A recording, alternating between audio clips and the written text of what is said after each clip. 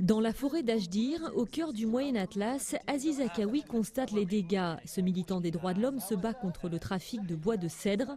Au Maroc, cet arbre majestueux s'étend sur 134 000 hectares. Mais pour combien de temps encore? Chaque année, des centaines de cèdres, certains vieux de plusieurs siècles, sont abattus illégalement. Et pour Aziz, il s'agit là d'une véritable mafia. Premièrement, il y a des braconniers qui coupent les arbres, qui coupent le cèdre illégalement. Deuxièmement, il y a les menuisiers qui achètent le bois. Troisièmement, il y a certains agents corrompus des services des eaux et forêts, des services de la gendarmerie royale, de la justice. Donc tous ces gens-là sont impliqués dans ce massacre de la forêt. Et c'est pour ça qu'on parle de mafia. Et c'est une mafia organisée. Un cèdre met 20 à 30 ans à atteindre l'âge adulte et peut rapporter jusqu'à 800 €, 3 ou 4 fois plus s'il est vendu légalement. Mais les communes ne bénéficient pas des retombées de ce commerce. À Achdir, les villageois sont pauvres et en colère.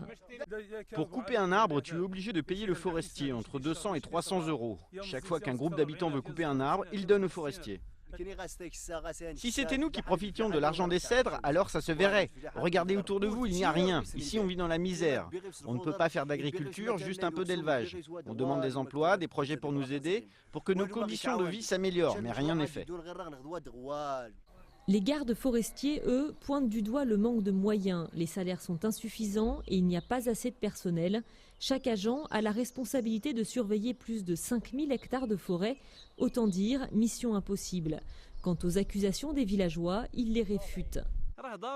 Quand on attrape quelqu'un, forcément, il va accuser le forestier. Mais il n'a pas de preuve incontestée pour dire qu'il a donné de l'argent au forestier. Le garde forestier est innocent jusqu'à ce qu'on prouve le contraire.